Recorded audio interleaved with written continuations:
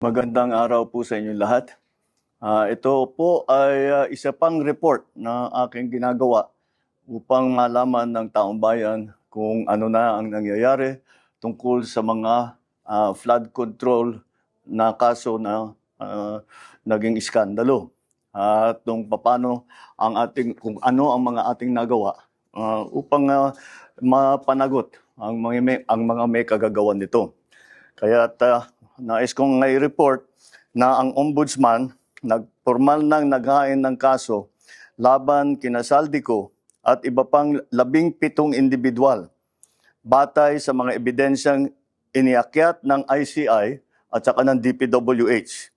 Hindi po ito haka-haka, hindi po ito kwento. Ito po ay tunay na ebidensya.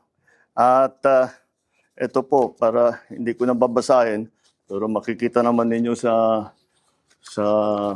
phone ninyo, ito yung listahan ng may arrest warrant na. At ang susunod na hakbang, ay wala nang paligoy-ligoy pa, ang ating mga otoridad ay siyempre papatupad na nila itong mga arrest warrant na ito. Aarestuhin na sila, ihaharap sa korte at pananagutin sa batas. Walang special na pagtrato, walang sinasanto. Ako ang nagsimula nitong lahat. Ako ang magtatapos.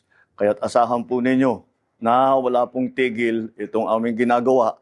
At kahit na parang napakatagal ang dumaan na panahon, ako'y nagpapasalamat sa pasensya ng ating mga kababayan. Ngunit nagbunga na ng resulta ang mga pasensya ninyo. Maraming salamat po. Magandang araw po sa inyo.